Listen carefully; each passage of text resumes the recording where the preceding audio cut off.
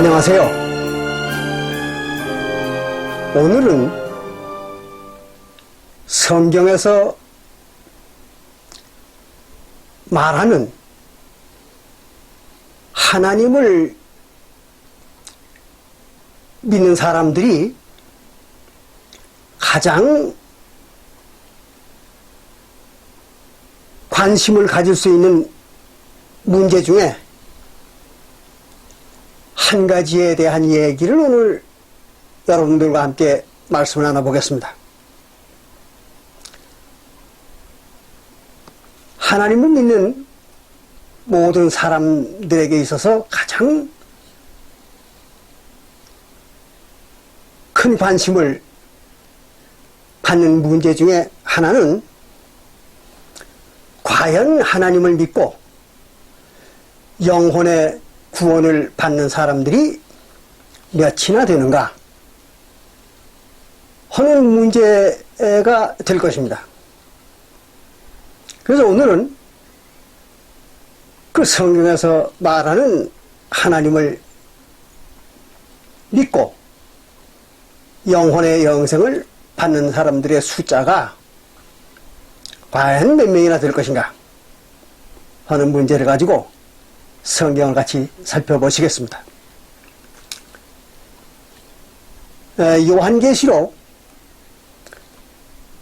7장 4절에 볼 것 같으면 요한계시록 7장 4절에 보면 이런 말을 기록했습니다. 내가, 즉 요한입니다. 요한계시록을 기록한 요한입니다. 요한이 인맞은 자의 수를 들으니 그랬어요. 인맞은 자의 수를 들어보니 이스라엘 자손의 각 지파 중에서 인맞은 자들이 14만 4천이니 이랬어요. 그리고 그 뒤에 8절까지 보면은 이스라엘 12지파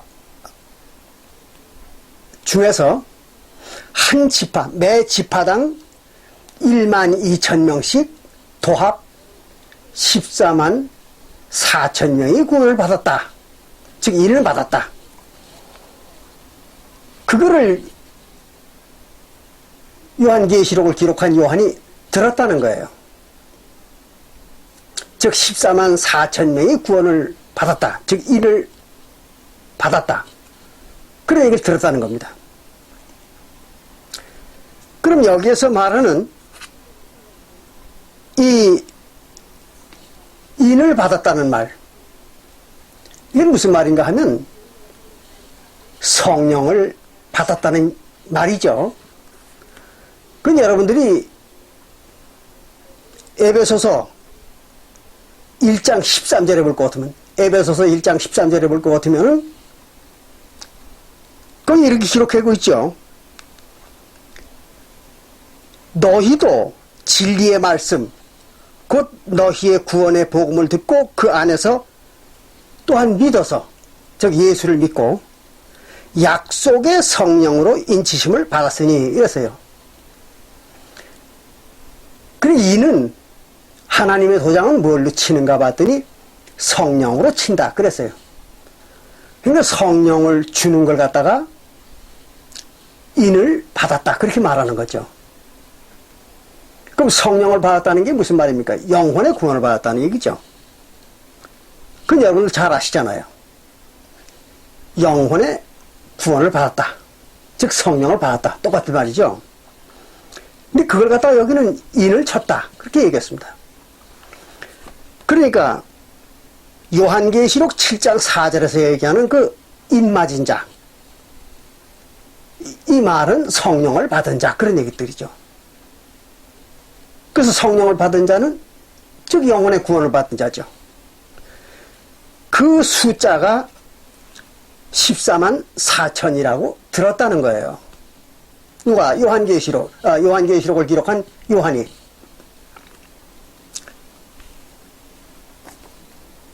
그러면 이 말은 무슨 말이겠습니까? 14만 4천이 영혼의 구원을 받았다, 그런 얘기죠. 근데 여기 보면 요한계시록 7장 5절부터 8절에 볼 것 같으면은 이스라엘의 12지파가 나옵니다. 근데 12지파가 나오는데 지파의 이름이 12지파니까 12개겠죠.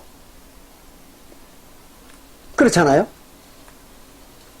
그런데 이스라엘의 본래 지파의 이름은 지난번에 여러분들이 저와 함께 공부를 해보셔서 알겠지만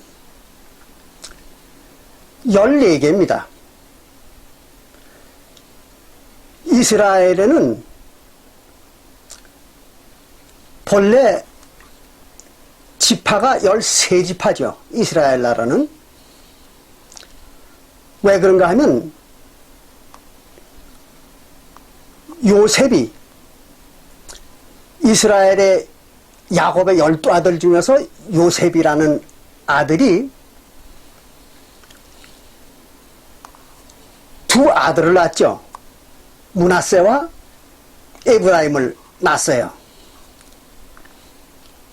그러니까 에브라임과 므낫세는 요셉의 아들입니다. 그런데 야곱이, 즉 요셉의 아버지, 요셉의 아비인 야곱이 그 요셉의 아들 둘을 갖다가 자기 아들을 삼아버린 거예요. 즉 손자 둘을 갖다가 자기 아들을 만들어 버렸습니다. 야곱이. 그러니까 이스라엘의 아들은 몇 명이 되는가 하면, 즉 야곱의 아들은 몇 명이 되는가 하면 14명이 되는 거죠. 그렇잖아요. 본래 야곱의 아들은 12명이잖아요. 그런데 그 12명에다가 요셉의 아들 둘, 므낫세와 에브라임을 합쳐버리니까 14명이 되는 거죠. 그러니까 이스라엘 지파는 12지파가 아니라 본래는 14지파입니다. 그렇잖아요.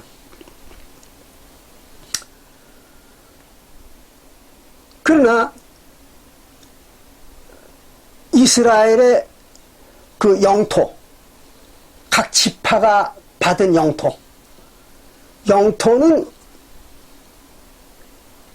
13지파가 되는 거죠. 왜 그런가 하면 요셉의 몫을 갖다가 에브라임과 므낫세가 나눠 가졌으니까. 그렇겠죠? 그래서 본래 이스라엘 나라의 지파는 14지파고 지부는, 즉 기업이죠. 지부는 13지파로 되어 있습니다. 이게 본래 이스라엘 지파의 상태였던 거죠. 구약시대에.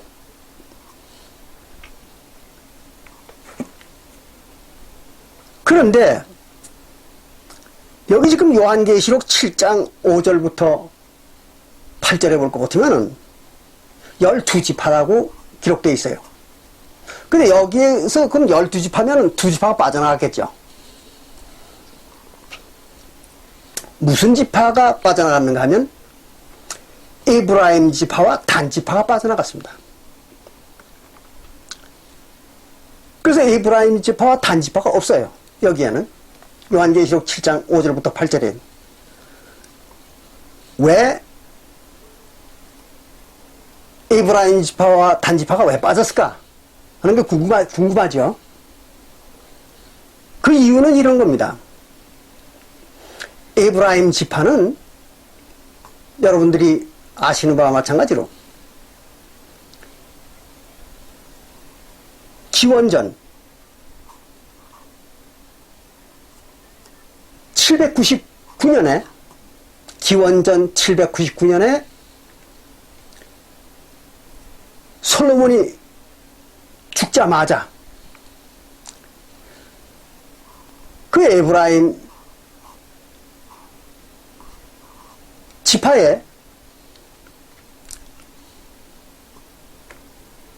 여로보암이라는 장수가, 즉 에브라임 지파의 여로보암이라는 장수가 솔로몬의 아들 르호보암을 쫓아내고 자기가 이스라엘 10지파 반을 차지해가지고 이스라엘 나라를 다스렸던 겁니다. 그리고 솔로몬의 아들 르호보암은 불과 한 지파 반, 즉 유다 지파와 베냐민 지파 반 지파를 이끌고 여로보암에게 패해가지고 남쪽 예루살렘으로 도망가가지고 유대 나라를 세웠던 거죠. 그래서 나라가 둘로 갈라졌던 거죠. 그건 지난번에 우리가 같이 살펴보셨죠? 그런데 그 여로보암이 북방 이스라엘을 점령했던 그 여로보암이 에브라임 지파인데, 그러니까 북방 이스라엘 나라의 주축이 에브라임 지파였던 거죠. 그 에브라임 지파였던 그 여로보암이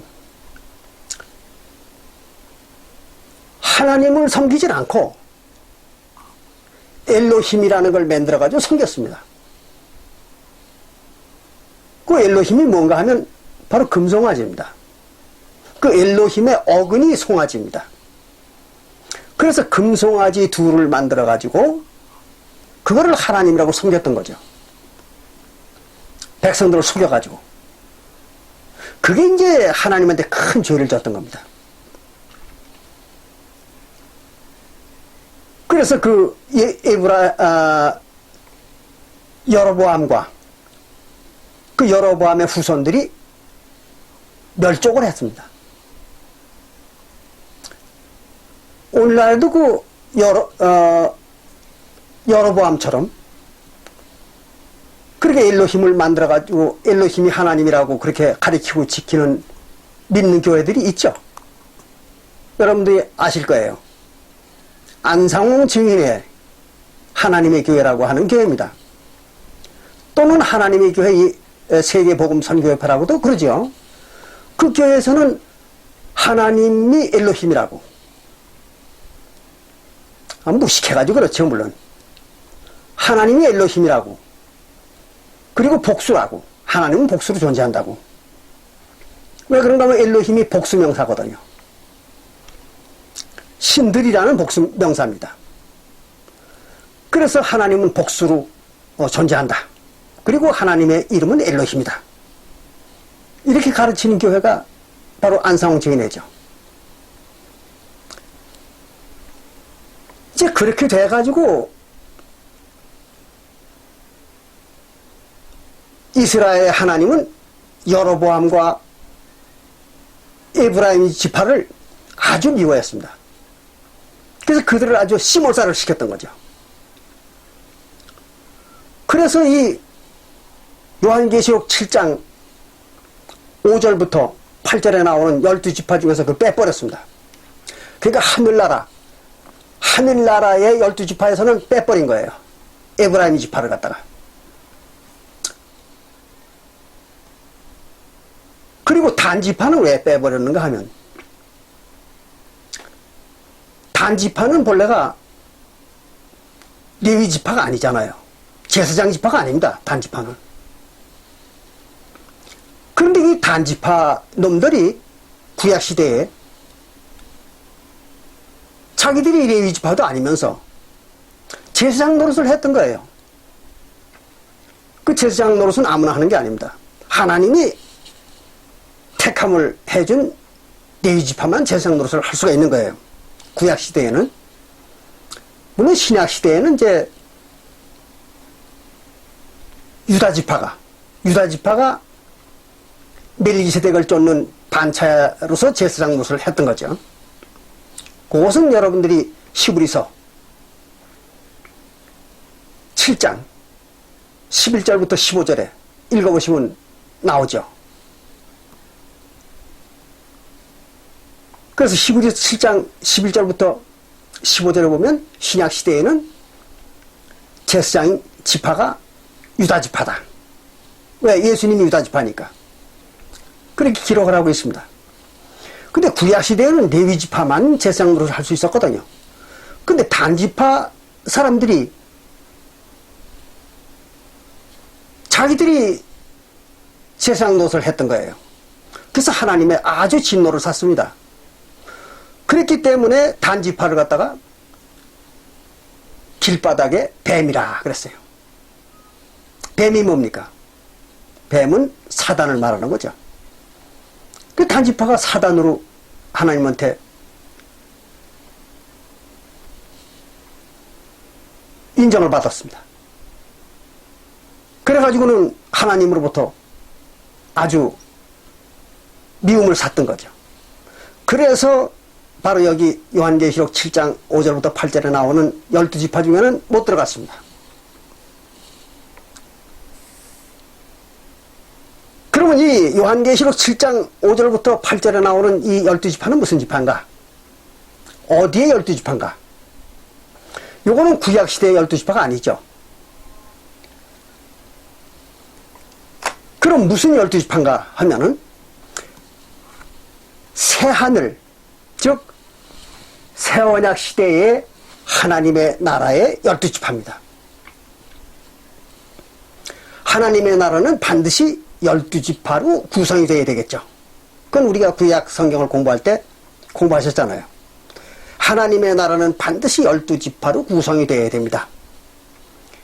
그런데 신약시대에는 조금 전에도 말씀드린 것처럼 히브리서 7장 11절부터 15절에 보니까 오직 유다지파만 구원을 받았잖아요. 이방인이든 유대인이든 구원을 받은 자들은 무조건 유다지파입니다. 왜? 예수님의 이름으로 구원을 받았으니까. 예수의 지파를 따르는 거죠.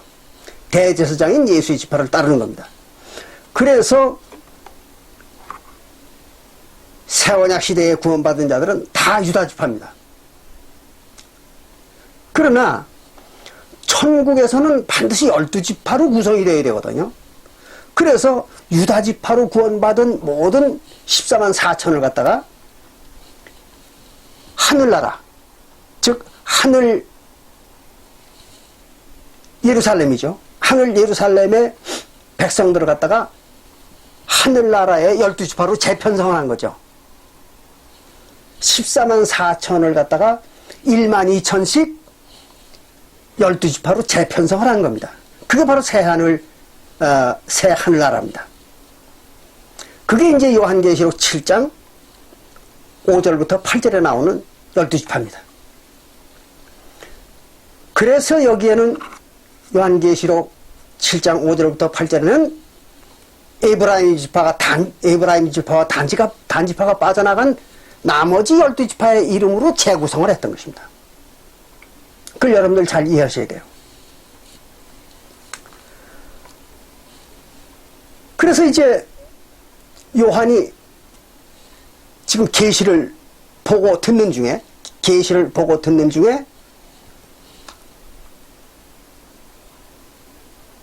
입맞은 자가, 즉 성령을 받은 자, 영혼의 구원 받은 자들이 14만 4천이라고 들었다는 거죠.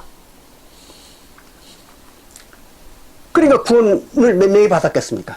14만 4천이 받은 거죠. 그렇잖아요.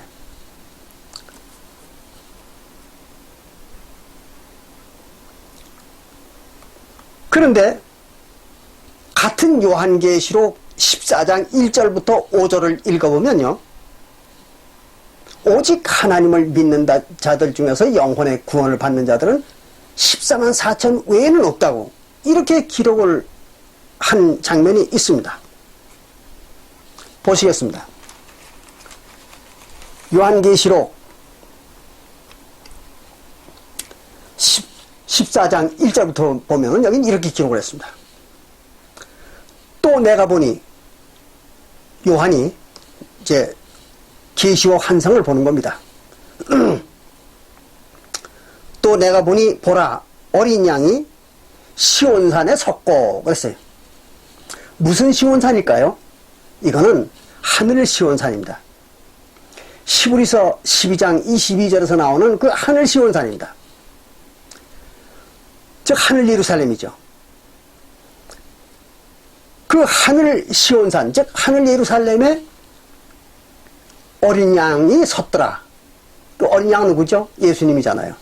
예수님이 쓴 걸 봤다는 거예요. 요한이 섰고 그와 함께 그 예수님과 함께 14만 4천이 섰는데 그 이마에 어린 양의 이름과 그 아버지의 이름을 쓴 것이 있도다 그랬어요. 그 14만 4천 이마에 어린 양의 이름과 아버지의 이름이 써 있더라는 거죠. 그럼 어린 양의 이름과 아버지의 이름이 뭘까요? 지난번에 배우셨죠? 예수죠, 예수. 물론 예수라는 이름은 없는 겁니다. 지난번에도 말씀드린 것처럼 여호와라든지 예수 같은 그런 이름은 없습니다. 왜? 그건 다 잊혀져 버렸기 때문에 없는 겁니다. 그러나 없으니까 어떻게 해요? 편의상 그냥 예수라고 얘기를 하는 수밖에 없겠죠. 그래서 그냥 편의상 예수라고 얘기합니다. 그래서 아버지와 아들과 성령의 이름이 뭐예요? 예수잖아요. 그래서 마태복음 28장 19절에서 예수가 제자들에게 아버지와 아들과 성령의 이름으로 침례를 주라 그랬는데 베드로가 사도행전 2장 38절에서 예수 그리스도의 이름으로만 침례를 줬잖아요. 뭐 거기뿐만 아니라 뭐 사도행전 10장 48절에서도 그렇고 전부가 예수 그리스도의 이름으로만 침례를 줬죠. 왜? 예수 그리스도의 이름이 신약시대에는 아버지의 이름이고 아들의 이름이고 성령의 이름이니까. 그건 여러분들이 뭐 충분히 이해를 하셨을 거예요. 그러니까 여기 지금 요한계시록 14장 1절에서 얘기하는 이 어린 양의 이름과 아버지의 이름이 곧 예수입니다. 그 예수님의 이름이 구원받은 14만 4천 명 이마에 써있더라 그런 얘기입니다. 그럼 이마에다가 뭘 했다고 그랬어요? 인을 쳤다고 했죠.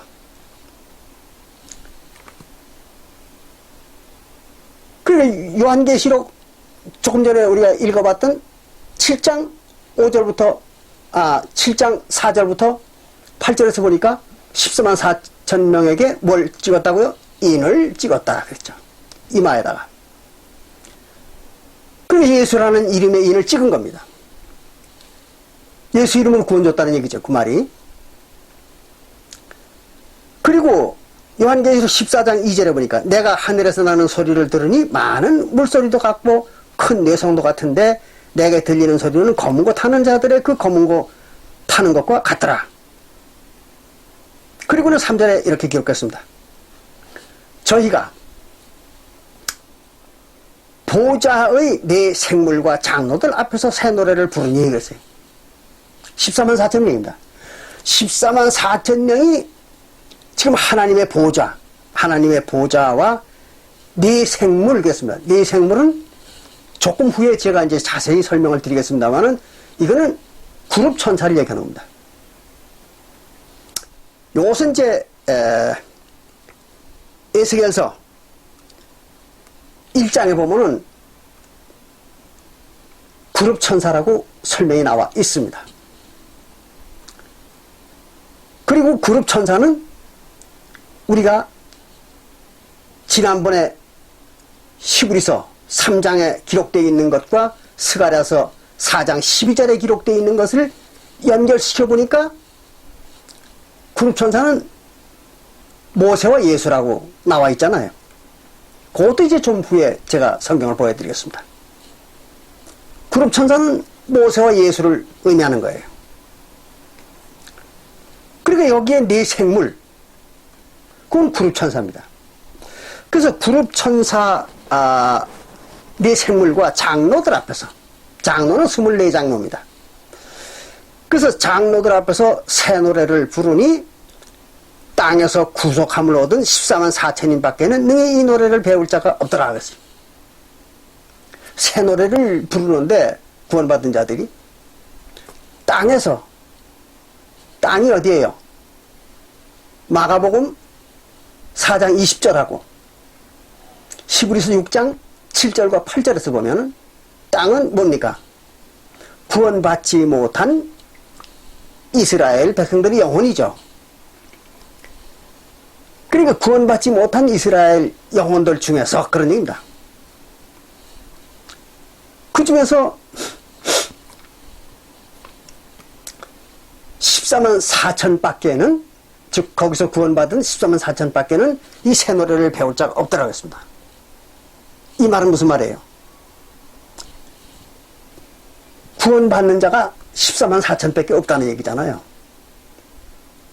그렇잖아요.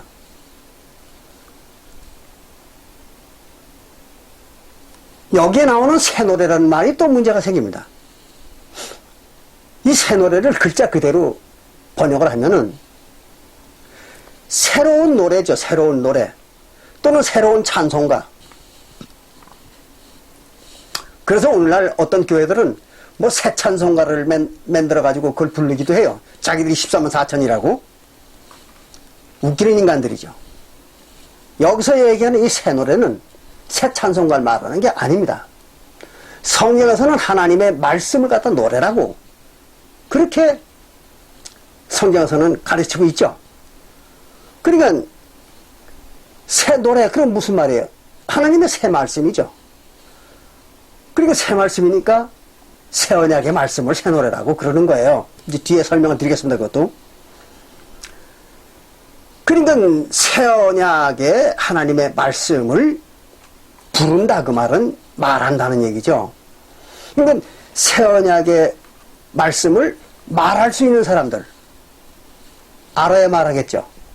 그 말할 수 있는 사람들이 오직 14만 4천 뿐이라 그랬습니다. 그 말은 바꿔 말하면 새 언약의 하나님의 말씀을 아는 자들이 14만 4천 뿐이라는 거죠. 새 언약의 하나님 말씀을 모르면 구원 못 받잖아요. 구원받은 자들이 14만 4천이라는 말이나 새 언약의 하나님의 진리의 말씀을 아는 자가 14만 4천이라는 말이나 똑같은 얘기죠. 그렇겠죠? 그럼 여기에서 요한계시록 14장 1절부터 3절까지 보니까 오직 구원받는 자들은 14만 4천 밖에 없는 거잖아요. 그 얘기입니다. 그리고 그 4절에 보면 요한계시록 14장 4절에 보면 이런 말을 했어요. 이 사람들은 여자로 더불어 더럽히지 아니하고 정절이 있는 자라 그랬어요. 여기서 여자는 뭘까요? 교회죠, 교회. 그럼 교회로 인하여 더럽혀져 있지 않다. 그 말은 무슨 말일까요? 여자는 교회잖아요. 성경에서 에베소서 5장 31절과 32절에 보면 하와, 즉 여자잖아요. 여자는 교회라 그렇게 말했잖아요. 그래서 여자로 더불어 더럽히지 않았다. 그 말은 더럽힌다는 얘기는 무슨 말이에요? 죄를 짓는다 그런 얘기입니다.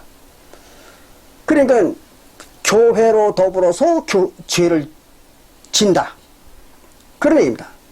근데 이 14만 4천은 어떻게 됐다고 했어요? 교회들과 더불어서 죄를 짓지 않았다 그런 얘기입니다. 그럼 죄 짓는 교회가 따로 있는 거죠. 그럼 죄 짓는 교회는 뭘까요? 어떤 교회일까요?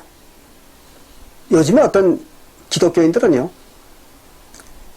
자기네 교회만 빼놓고 나머지 모든 교회들이 다 음녀라는 거예요. 음녀. 음행을 하는 교회라는 거죠.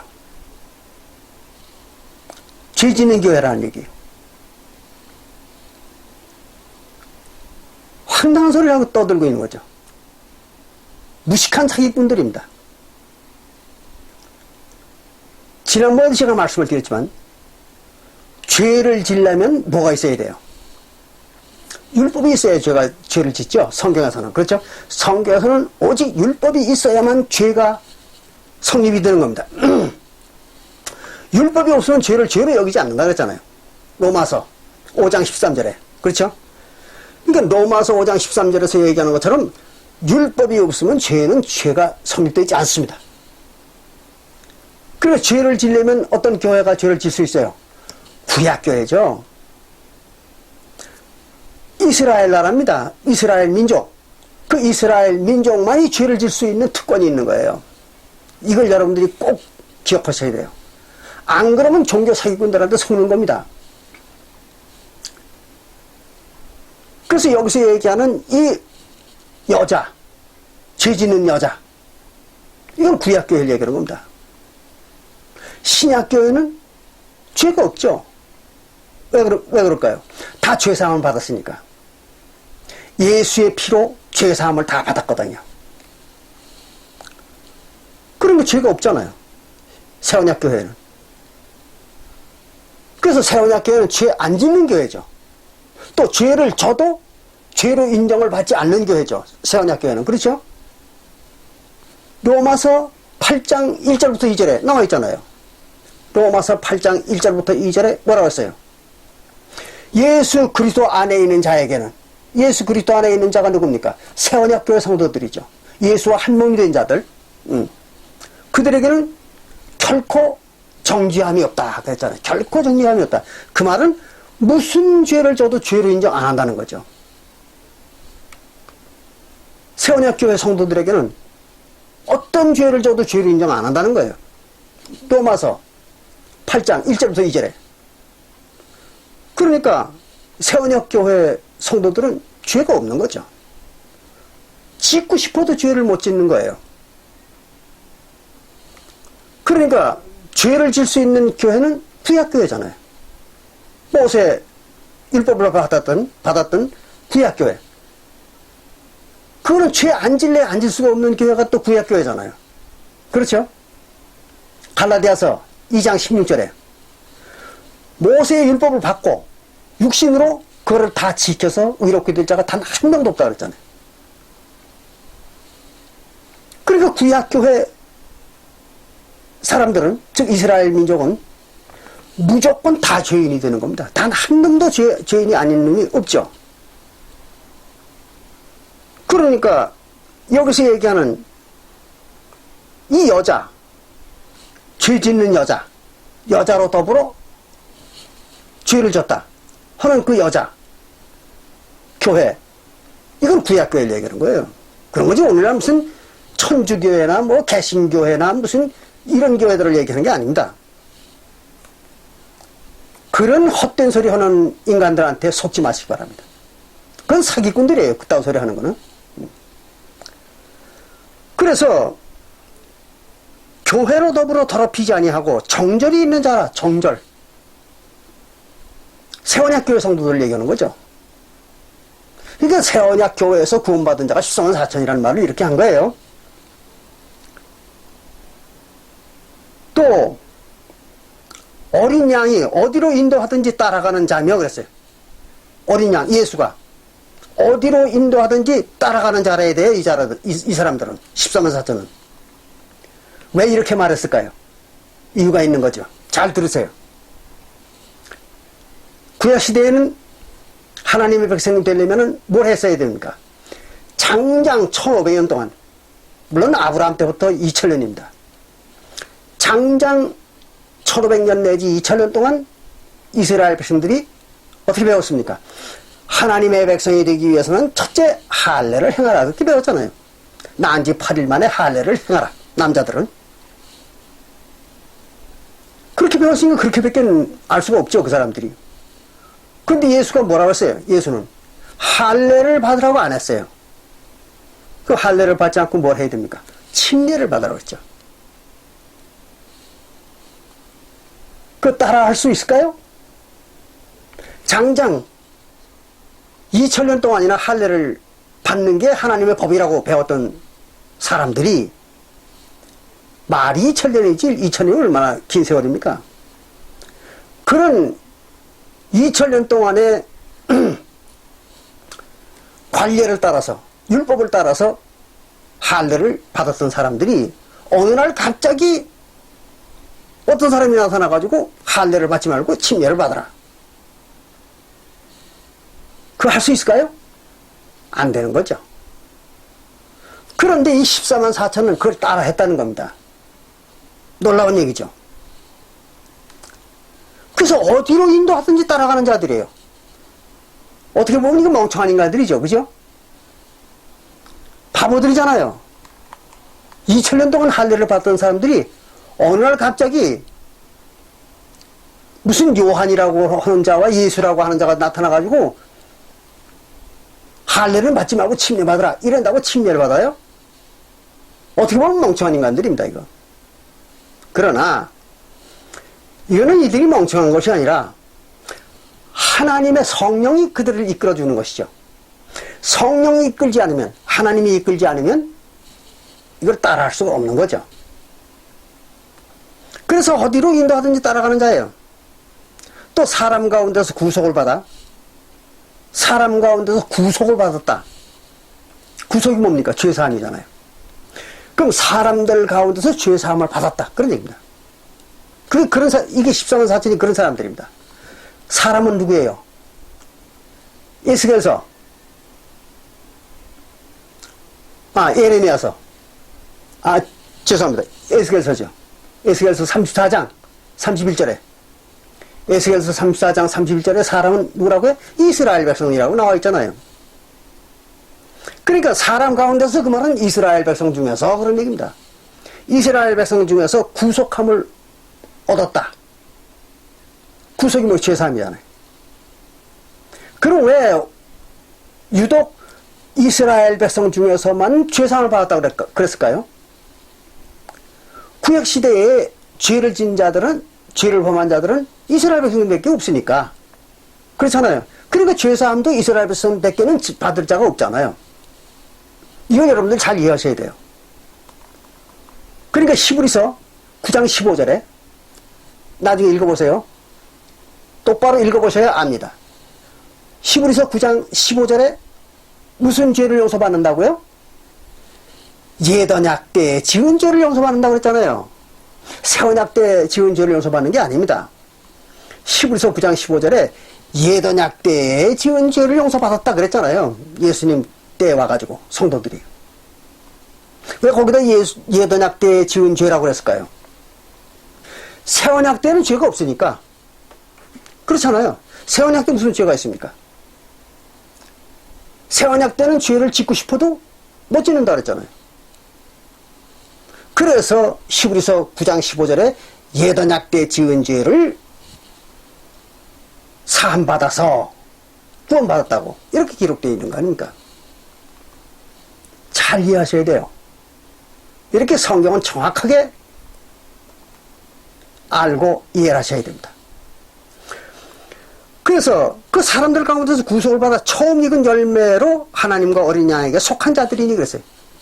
속했다는 게 뭐예요? 한 몸이 됐다는 거죠. 어린 양과 하나님과 한 몸이 된 자들입니다.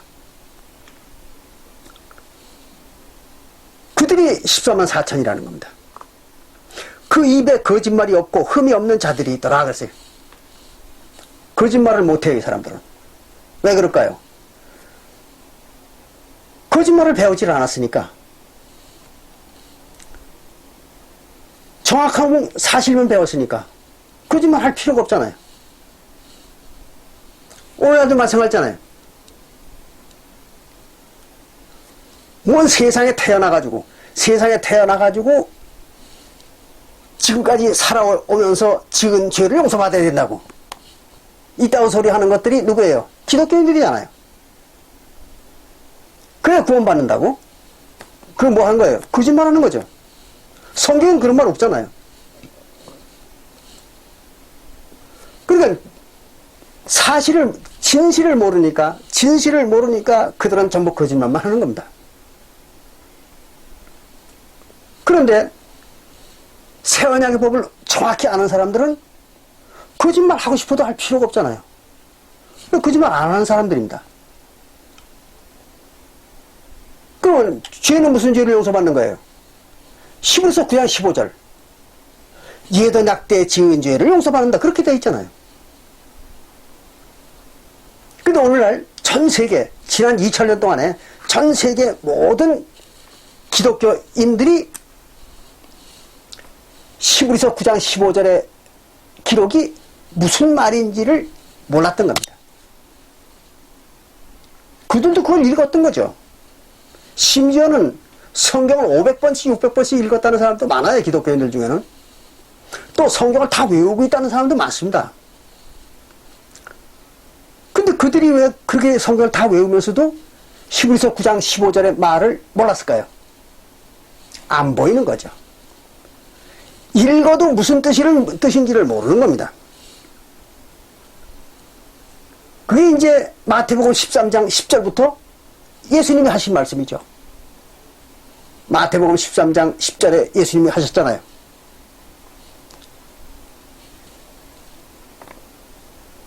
하늘나라의 비밀을, 그게 천국 비밀이죠. 천국의 비밀이 숨겨져 있으니까 그 숨겨져 있는 하늘나라의 비밀은 제자들에게만 알게 했다 그랬잖아요. 그럼 예수님의 제자가 아닌 자들은 어떻게 했다는 얘기입니까? 모르게 했다는 거죠. 써 있는데도 그걸 읽어도 이해를 못하도록 허락을 안 했다는 거죠. 오늘날 기독교인들이 그런 거잖아요. 무슨 죄를 용서받는지조차를 모르는 거예요. 그러면서 뭐 죄 용서받는다고 그래요. 이게 뭡니까? 거짓말 하는 거죠. 머리에 든 게 아무것도 없으니까, 진실이 머리에 없으니까 거짓말만 하는 거죠. 거짓말 하고 싶어 하는 게 아니에요. 몰라서 거짓말 하는 겁니다. 물론 그 중에는 자칭 선지자라는 인간들이 있어요. 거짓말, 아주 직업적이고 고의적으로 거짓말을 해서 사람들 속여먹는, 그래가지고 돈 뺏고 몸 뺏고 다 뺏는 그런 직업적인 사기꾼들, 종교 사기꾼들이 있어요. 그러나 대부분의 기독교인들은 몰라서 거짓말하는 겁니다.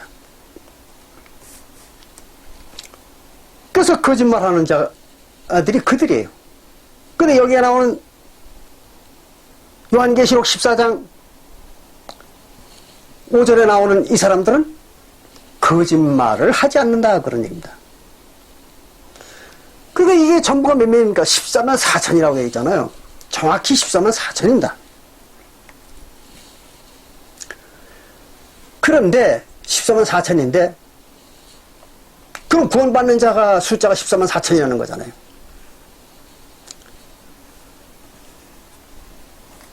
근데 희한한 일이 있습니다. 어떤 일이 있는가 하면 사도시대 이후에 오늘날까지 근 2000년 동안에 많은 기독교 집단들이 나타났었죠. 오늘날은 뭐 전 세계 기독교 종파들이 이루 헤아릴 수가 없습니다. 엄청난 숫자의 기독교 집단들이 나타났죠. 근데 그 집단들이 신기하게도 나타날 적마다, 처음 생길 적마다 모든 기독교 집단들은 다 자기네 교회에서 14만 4천만 구원받는다 이렇게 주장합니다.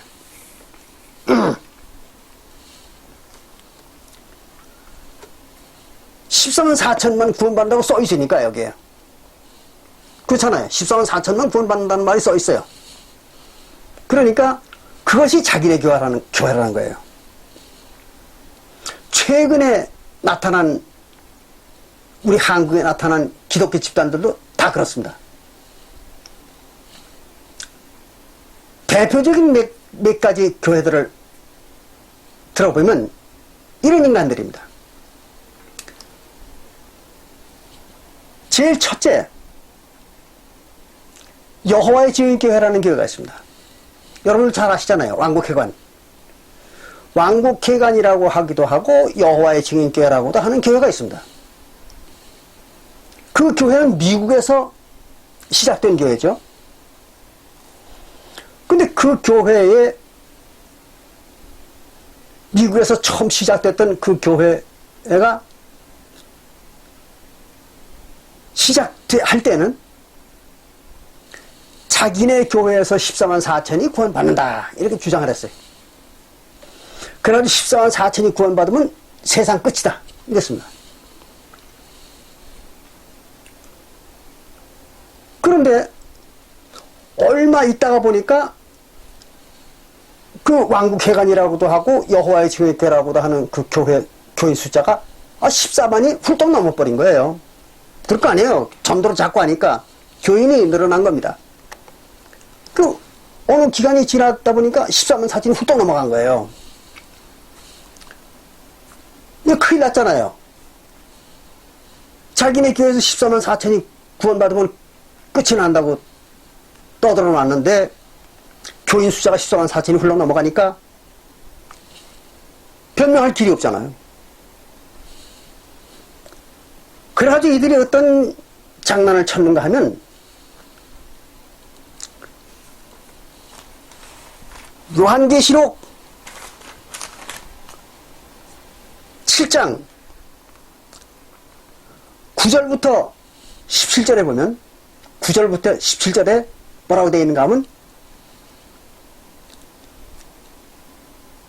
각 나라와 족속과 백성과 방 안에서 아무라도 능히 셀 수 없는 큰 무리가 흰 옷을 입고 나오더라 그런 말이 있거든요. 그건 이제 뒤에 제가 자세히 설명을 드리겠습니다. 그들이 요걸 가지고 뭐라고 떠들었는가 하면 세상에 어떤 사람도 셀 수가 없는 그런 무리가 또 있다는 거예요. 구원받을 무리가. 그게 요한계시록 7장 9절부터 17절에 나오는 얘기라는 거예요. 그래서 14만 4천 외에 또 큰 무리가 누구도 셀 수 없는 그런 큰 무리가 구원을 또 받아야 된다는 거예요. 이렇게 사람들을 속였습니다. 아주 전문적인 사기꾼들이죠. 아직도 그렇게 속이고 있는 거예요, 그들은. 그런데 그 여호와의 증인교회, 즉 왕국회관이 생기고 나서 얼마 있다가 안식교회가 또 그걸 주장하기 시작했습니다. 그래서 안식교회도 14만 4천이 구원을 받는다. 그래서 자기네 교회에서 14만 4천이 구원받으면 세상이 끝이다. 이래도 떠들었어요.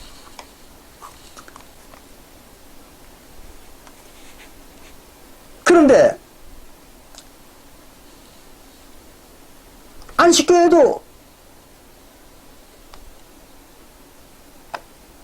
자꾸 전도를 하다 보니까 종말은 오지 않는데 14만 4천이 훌떡 넘어간 거예요. 교인들 숫자가.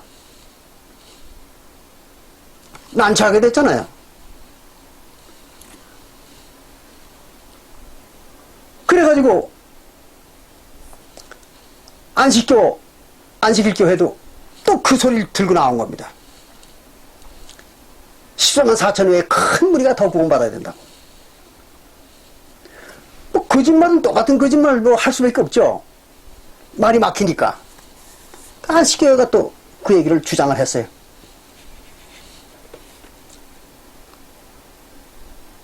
그런데 여러분들이 잘 아시는 안상홍 증인의 하나님의 교회 세계복음 선교협회도 1981년부터 1988년까지 정확히 얘기하면 1990년도까지입니다. 1990 아마 한 3, 4년 내지 4, 5년 됐을 거예요. 그때까지도 14만 4천이 구원받으면 지구 종말이라고 그렇게 떠들었던 겁니다. 그래서 자기네 교회의 교인들한테 14만 4천만 전도를 하라고. 그러면 우리가 천국에 간다고. 이러고 교인들을 독려했던 겁니다. 전도하라고. 그 교인들은 안상홍 증인의 하나님의 교회 세계복음선교협회 그 교인들도 14만 4천만 전도를 하면은 자기가 천국 가는 줄 알고 밤이고 낮이고 전도하느라고 난리들을 쳤던 거죠. 그러면 1990한 4, 5년 되니까 자기네 교회 교인들이 13만 4천이 홀딱 넘어간 거예요. 그 교회도. 이게 이제 난처하게 됐죠. 그 교회도.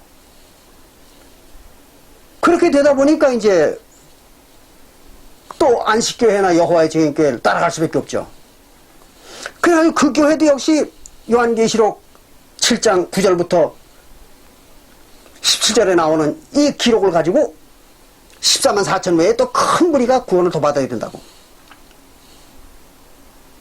이렇게 또 주장을 하기 시작한 겁니다. 똑같은 사기꾼 놈들이죠, 뭐. 그렇잖아요. 여호와의 증인교회나 안식교회나 안상홍 증인회나 똑같은 인간들 아니에요. 똑같은 짓을 하고 있는 겁니다.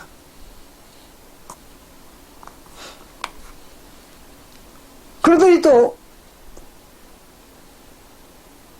얼마 전에 나타났던 엘리야 복음 선교회라는 또 교회가 있습니다. 아시는 분은 아실 거예요. 엘리야 복음 선교회라고.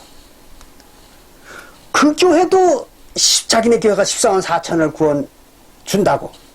즉 14만 4천만 구원받는다고. 그게 떠드는 거예요. 오늘날까지도 그렇습니다.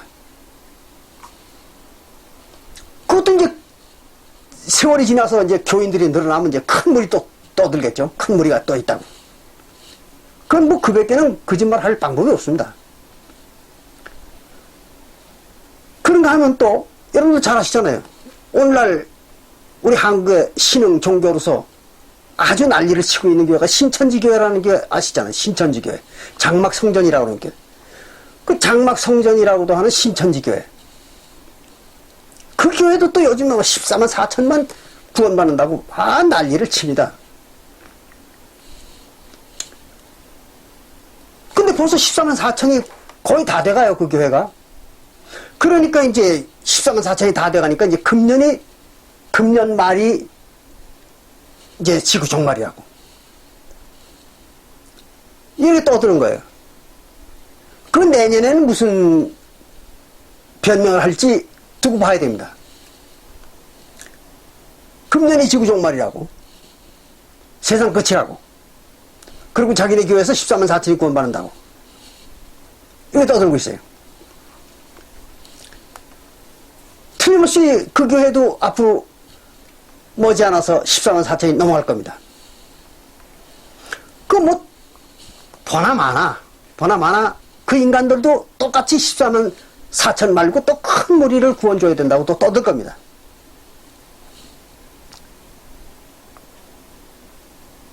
이게 바로 명색이 이스라엘의 하나님을 믿는다고 하는 기독교 집단들입니다. 아주 흉악한 사기꾼들이죠. 그렇잖아요? 그러나 이 성경을 똑바로 알면은 속지 않습니다. 근데 성경에 대한 전문적인 지식이 없으니까 속는 거죠. 그 인간들한테. 보겠습니다. 요한계시록 7장 9절을 봅니다. 과연 이게 큰 무리가 구원을 받는 것인가? 큰 무리가 더 구원을 받아야 되는지 아닌지를 확인해 보겠습니다. 우선 요한계시록 7장 9절을 보기 전에 요한계시록 7장 4절을 한 번 더 보고 9절을 보겠습니다. 그래야 구분이 됩니다. 요한계시록 7장 4절에 보면 이렇게 기록되어 있습니다. 내가 입맞은 자의 수를 들으니 그랬어요.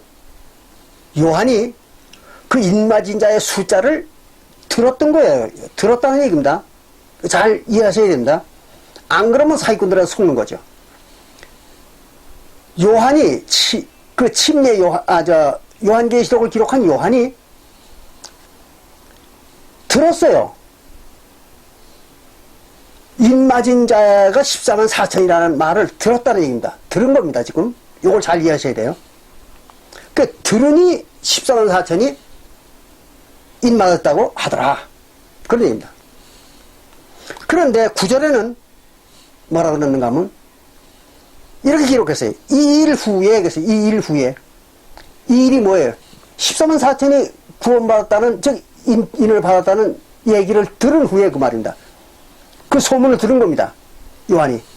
그 소문을 들은 후에 그런 얘기입니다. 들은 후에 내가 보니 그랬어요. 요번에는 보는 겁니다. 이거 아주 잘 구분하셔야 돼요. 이거를 구분하지 못함으로써 사기꾼들한테, 종교 사기꾼들한테 속는 겁니다. 그 들었던 그 일 후에 그런 얘기입니다. 그 후에 직접 눈으로 보니 그런 얘기입니다. 그러니까 들은 거와 보는 게 다른 거예요. 여러분들 그걸 잘 이해하셔야 됩니다. 보니 각 나라와 족속과 백성과 방언에서 아무라도 능히 셀 수 없는 큰 무리가 흰옷을 입고 손에 종려가지를 들고 보좌 앞과 어린 양 앞에 서서 큰 소리로 외치더라 그랬어요. 아무라도 셀 수 없는 그런 큰 무리가 흰옷을 입고 종려가지를 들고 소리를 지르는 걸 봤다는 겁니다. 그러니까 아까 14만 4천이라는 얘기는 들은 거고, 이번에 지금 9절부터는 도저히 헤아릴 수 없는 그 무리들이 있는 걸 눈으로 봤다는 겁니다.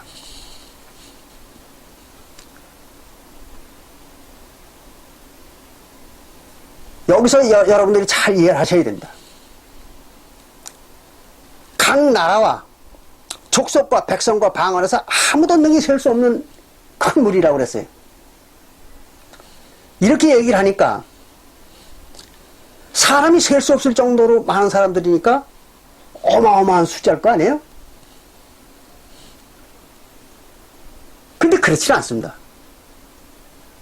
여기서 속은 거예요. 이 말에 속은 겁니다. 여러분들이 눈으로 보고 사람들이 많이 모여 있는데 눈으로 육안으로 보고 그 숫자를 셀 수 있는 숫자가 몇 명까지 셀 수 있다고 생각하십니까?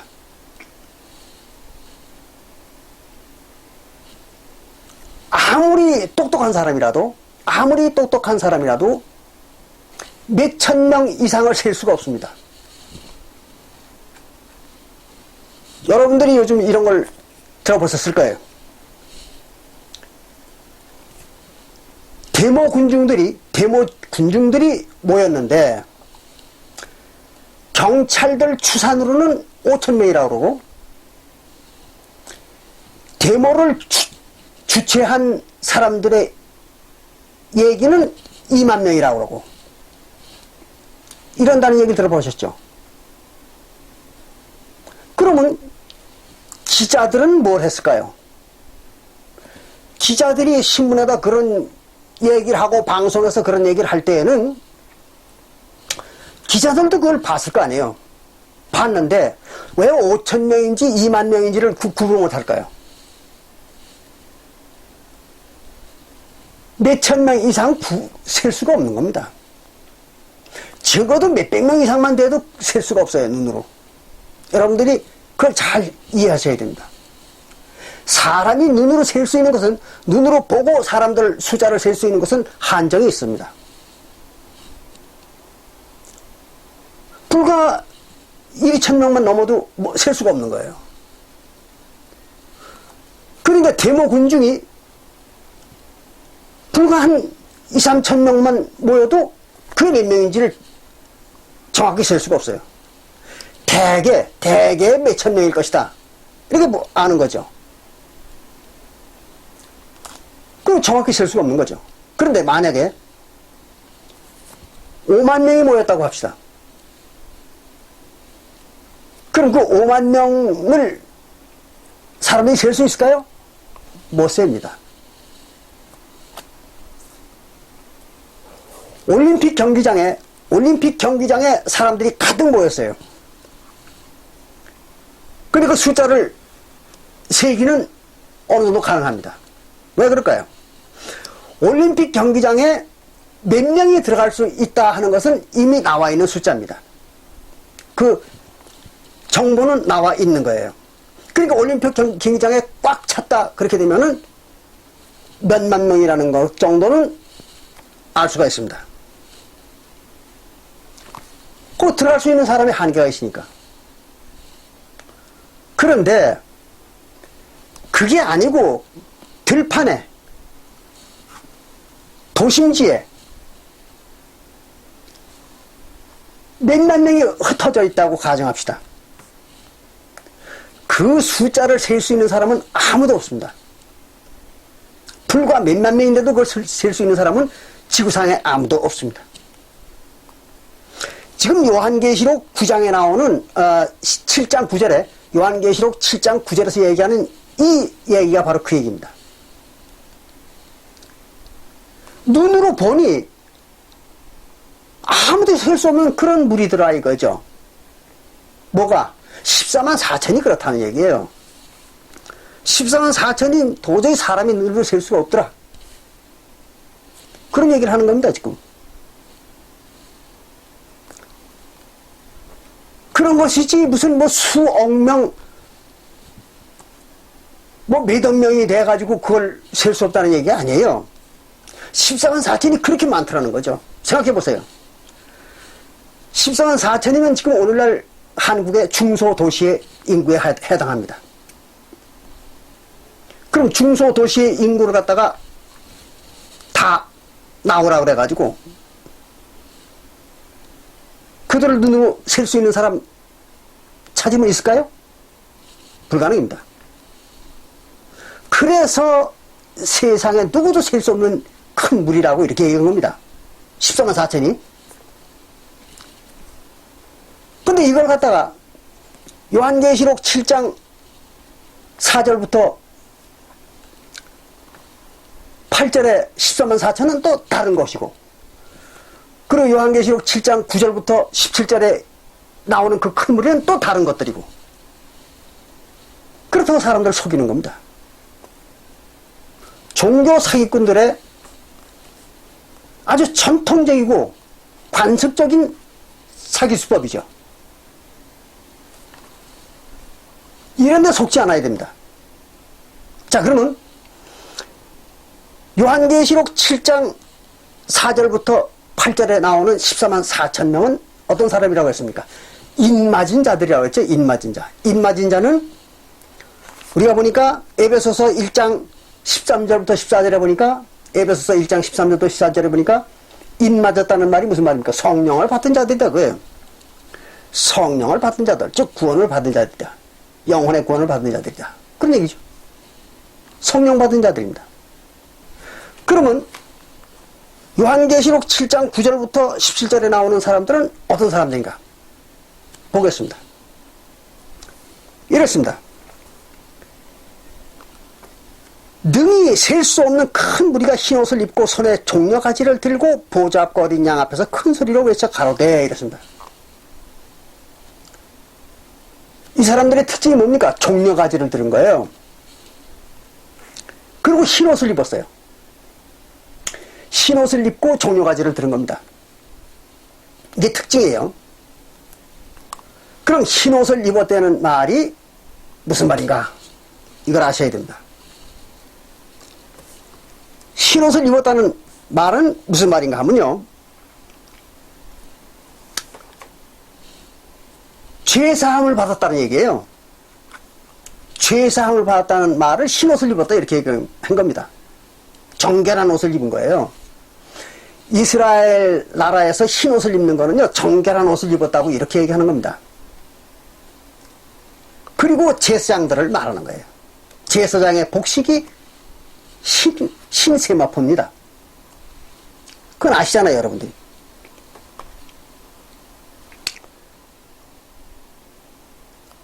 그러면 과연 흰옷이 죄상을 받았다는 말인가를 보겠습니다. 이사야서 1장 18절부터 봅니다. 그럼 거기 이렇게 얘기했어요. 이사야서 1장 18절에 여호와께서 말씀하시되 오라 우리가 서로 변론하자. 너희 죄가 그랬어요. 너희 죄가 주홍같이 붉을지라도. 주홍같이 붉다는 얘기 뭐예요? 죄가 아주 진하다는 얘기죠. 그래서 주홍같이 붉을지라도 눈과 같이 희어질 것이요. 그랬어요. 눈과 같이 희어진다. 아주 새빨같은 그런 죄가 희게 된다는 얘기죠. 그게 무슨 말이에요? 죄사함을 준다는 얘기죠. 그 얘기는. 그렇잖아요. 희게 된다는 얘기는 죄사함을 준다는 얘기입니다. 그래서 주홍같이 붉을지라도 눈과 같이 희어질 것이요 진홍같이 붉을지라도 양털같이 되리라. 양털이 어떻게 생겼어요? 희잖아요. 그럼 양털같이 된다는 얘기 무슨 말입니까? 희게 된다는 얘기죠. 그럼 죄를 어떻게 한다는 얘기입니까? 죄를 없애준다는 거죠. 그래 흰 옷을 입었다. 그 말은 무슨 말이에요? 죄사함을 받았다. 그런 얘기잖아요. 그럼 죄사함을 받았다는 얘기는 무슨 말입니까? 성령을 받았다는 얘기죠. 사도행전 2장 38절에 예수 그리스도의 이름으로 침례를 받고 죄사함을 받으면 그랬잖아요. 죄사함을 받으면 뭘 줘요? 성령을 주는 거죠. 그럼 성령을 주면 그게 뭐예요? 인친 거죠. 인친 거. 그렇잖아요. 에베소서 1장 13절과 14절에 성령으로 인쳤다 그랬잖아요. 그러면 요한계시록 7장 9절에서 얘기하는 흰 옷을 입었다. 그 말은 무슨 말이에요? 성령 받았다는 얘기죠. 죄사함으로. 근데 이들이 뭐 한 사람들이에요? 인친자들이잖아요. 인친자들. 그러니까 요한계시록 7장 4절에 나오는 그 인친자 아닙니까? 14만 4천? 똑같은 얘기예요. 9절이나 4절이나. 근데 이걸 가지고 사람들을 속이는 겁니다. 사기꾼들이. 또 뿐만 아니라 종려가지를 들었다 그랬어요. 종려가지. 종려가지는 누가 들으냐? 그러면 하나님의 백성들이 종려가지를 들은 겁니다. 그 말은 종려가지를 들었다 그 말은 하나님 백성 됐다는 거예요. 그래서 여러분들이 읽어보십시오. 나중에 열왕기상 6장 29절에 보면 열왕기상 6장 29절에 볼 것 같으면은 성소 안에는 종려나무와 그 꽃으로 술을 놓았다 그랬습니다. 그게 바로 성소의 모습입니다. 또 뿐만 아니라 시편 92편 12절에 보면 시편 92편 12절에 볼 것 같으면은 거기 이랬습니다. 의인이 뭐예요? 죄사함 받은 사람들이죠. 의인은 종려나무와 같다 그랬습니다. 그 말은 무슨 말이에요? 하나님 백성이 된다는 거죠. 의인이. 그리고 또 예수님이 예루살렘에 입성할 때 요한복음 12장 13절에 예수님이 예루살렘에 입성할 때 나귀를 타고 입성할 때 유대인들이 어떻게 했어요? 종려가지를 들고 나와서 예수를 보면서 뭐라 하세요? 호산나 하리로다 그랬잖아요. 호산나 창소하리로다. 그럼 예수가 누구라는 얘기예요? 그리스도라는 얘기죠. 그리고 자기들은 뭐예요? 그 그리스도의 백성이 되겠다는 얘기죠. 그래서 종려가지를 든 거예요. 자기들이 하나님 백성 된다는 의미에서. 그럼 종려가지를 들었다 그 말은 무슨 이 사람들이 하나님 백성이라는 얘기죠.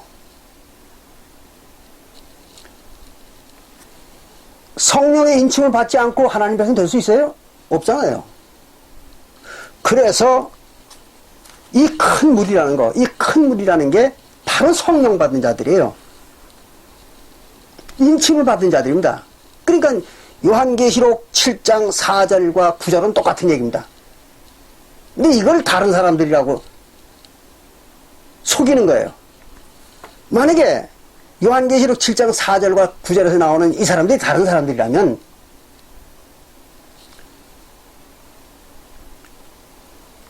그러면 인침을 받지 않고도 구원받을 수 있어요? 말도 안 되는 얘기죠. 인침을 받지 않고는, 성령의 인침을 받지 않고는 구원받을 수가 없는 겁니다.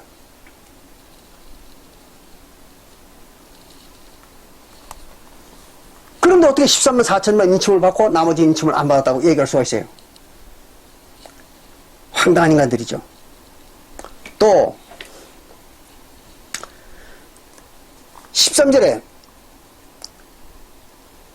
장로 중에 하나가 대답하여 내게 이르되 이 흰옷 입은 자가 누구며 또 어디서 왔느냐 그랬어요. 이 흰옷 입은 자들, 이 많은 자들이 도대체 어디서 나왔느냐?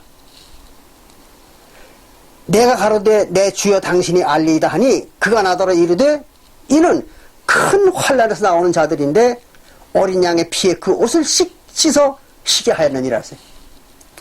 큰 환난에서 나왔다 그랬습니다. 이 큰 환난이 어디에 나오는 말입니까? 다니엘서 12장 1절부터 3절에 나오는 얘기잖아요.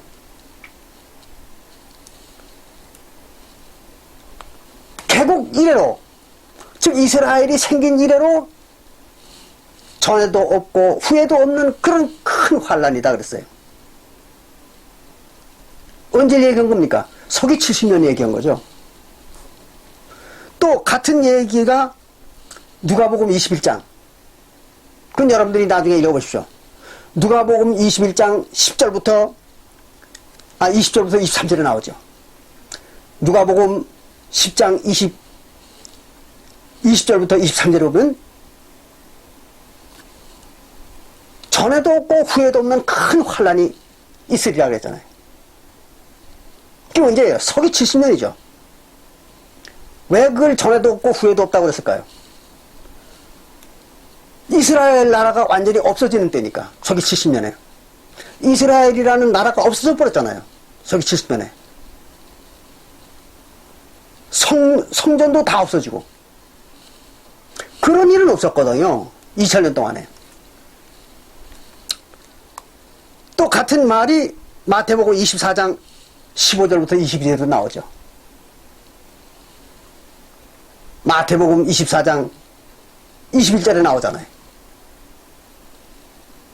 그 환난을 얘기하는 겁니다. 서기 70년에. 거기서 나오는 자들인데 어린 양의 피에 그 옷을 쉬게 하였다 그랬잖아요. 그럼 어린 양의 피는 무슨 피입니까? 예수님의 피잖아요. 그 예수님의 피로 옷을 쉬게 했다는 얘기는 조금 전에 얘기한 것처럼 죄사함을 받았다는 얘기죠. 그럼 예수님의 피로 죄사함을 받는 게 뭡니까? 화목제잖아요. 마태복음 26장 26절과 28절 거기 나오잖아요. 예수님의 피로 죄사함을 받는 언약의 피라고 했잖아요. 그게 뭐예요? 죄사함 주는 언약의 피가 화목제의 피잖아요. 그래서 요한 1서 2장 2절과 요한 1서 4장 10절과 로마서 3장 25절에 뭘로 죄사함 받는다 그랬습니까? 화목제로 죄사함 받는다 그랬죠. 뭐 안상원 증인회 같은 교회들은 뭐 6월절로다가 6월절 피우다가 포도주로 죄사함 받는다고 이따가 소리 떠들고 있잖아요. 성경에 6월절 포도주로 죄사함 받는다는 말이 어디 있어요? 마태복음 26장 28절을 갖다가 오해한 거죠. 무식하니까. 새언약 때에는 화목제 외에는 죄사함이 없습니다. 그렇잖아요. 성경에 어딜 찾아봐도 그런 건 없습니다. 그게 죄사함이잖아요. 예수님의 피우다가 옷을 쉬게 했다.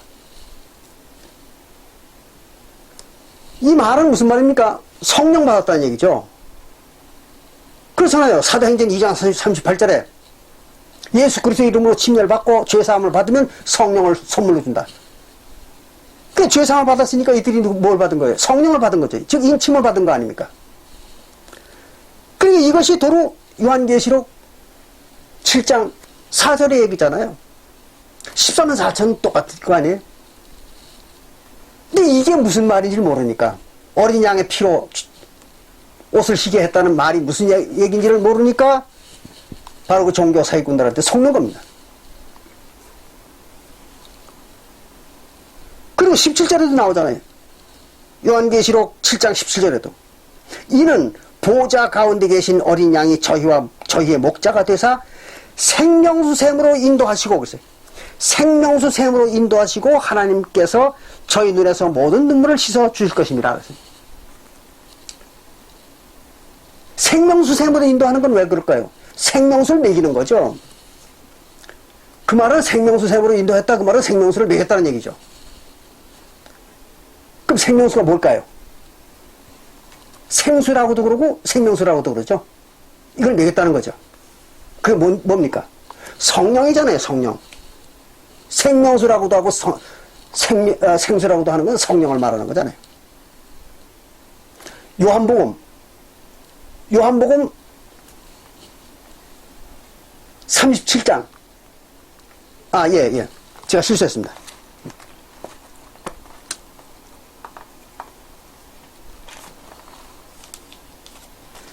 요한복음 7장 37절부터 39절에, 요한복음 7장 37절부터 39절에 보면 꼭 이렇게 나와 있잖아요. 명절 끝날 큰 날에 예수께서 서서 외쳐 가라사대 누구든지 목마르거든 내게로 와서 마시라. 나를 믿는 자는 성경의 이름과 같이 그 배에서 생수의 강이 흘러나리라. 이는 그를 믿는 자의 받을 성령을 가리켜 말씀하신 거라고 했잖아요. 예수를 믿는 자들이 받을 성령을 갖다가 생수라고 예수님이 얘기했다, 그런 얘기입니다. 요한복음 7장 37절부터 39절에 그 생명수를 먹였다, 그 말은 무슨 말이에요? 성령을 먹였다는 거죠. 그래서 성령을 받은 거예요, 이 사람들이. 요한계시록 7장 17절에 성령을 받았다는 얘기죠. 그러니까 요한계시록 7장 4절에서 얘기하는 입맞은 자나, 요한계시록 7장 17절에서 얘기하는 생명수를 받은 자나 똑같은 거 아니에요? 입맞은 자들이죠. 이게 다른 게 아닙니다. 14만 4천과 요한계시록 7장 1절부터 8절에서 얘기하는 14만 4천과 또 9절에서부터 17절에서 얘기하는 큰 무리가 다른 게 아닙니다. 똑같은 14만 4천을 그렇게 얘기한 거예요. 표현을 달리한 겁니다.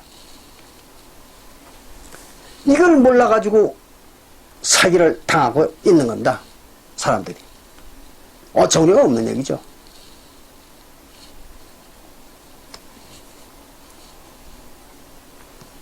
멍청한 인간들이 속는 거예요. 이 성경을 제대로 알면 속질 않죠. 성경을 모르니까 그 속아 넘어갈 수밖에 없는 거죠. 그래서 속아가지고 돈 바치고 몸 바치고 다 바치는 거죠. 그래가지고 21세기에 노예가 되어 있는 거죠. 그게 바로 이 적은 무리 큰 무리를 떠드는 자들입니다. 그래서 성경에는 큰 무리 적은 무리라는 게 없잖아요. 그죠? 성경에는 적은 무리 큰 무리라는 게 없는 겁니다.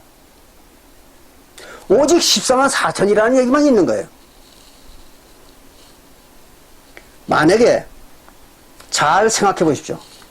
요한계시록 7장 1절부터 8절에서 얘기하는 14만 4천과 요한계시록 7장 9절부터 10절에서 얘기하는 다른 인간들이라면 요한계시록 14장 1절부터 5절에서 얘기하는 이 14만 4천 외에 또 다른 사람이 있다고 얘기해야 될 거 아니에요. 그런데 요한계시록 14장 1절부터 5절에서는 뭐라고 했어요? 오직 14만 4천 외에는 구원받은 자가 없다 그랬잖아요. 구원받을 자가 없다고, 땅에서. 그러니까 요한계시록 7장 1절부터 17절의 얘기는 똑같은 얘기입니다. 이 14만 4천에 대한 얘기예요. 그래야 앞뒤가 맞는 거잖아요. 요한계시록 14장 1절부터 5절에서는 14만 4천 외에는 구원받을 자가 없다고 이렇게 써놓고 같은 요한계시록 7장 1절부터 17절에서는 14만 4천 외에 또 큰 무리가 있다고 이렇게 기록을 하고, 그랬다면은 이 요한계시록을 기록한 요한이 제정신이 아니었겠죠. 미치미치한 사람이잖아요. 아니면 이걸 계시해준 예수가 뭐가 미치미치했던지 간에 둘 중에 하나 이상한 인간이잖아요. 그렇죠? 예수가 아니면 요한이 좀 이상한 인간이었겠죠. 그러니까 두 가지 다른 얘기를 써놓은 거죠. 같은 요한계시록에다가. 그럼 예수나 요한이 정신이 왔다 갔다 하는 인간들이었을까요? 아니죠. 그럴 일 없잖아요. 그러니까 같은 요한계시록을 가지고 똑같은 얘기를 가지고 사람들을 교묘하게 속이는 그 인간들이 사기꾼이라는 게 드러나잖아요. 또 귀한 얘기가 나왔으니까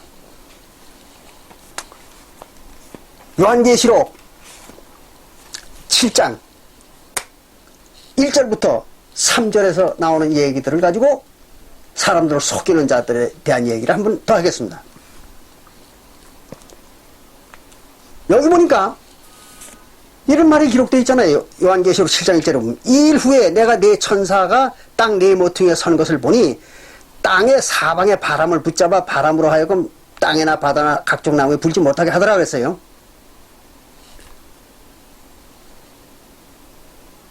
여기서 바람을 붙잡아서 불지 못하게 했다 그랬습니다. 바람이 뭘까요? 이 바람이 전쟁이라고 가리킵니다. 안상홍 증인의 하나님 교회에서는요, 이 바람이 전쟁이라는 거예요. 그래서 전쟁이 일어나지 못하게 붙잡아 놨다는 거죠. 황당한 거짓말입니다. 그럼 왜 그들이 왜 이 바람을 전쟁이라고 해석을 했을까요? 잘 보셔야 됩니다. 똑바로 들으셔야 속지 않습니다. 다니엘서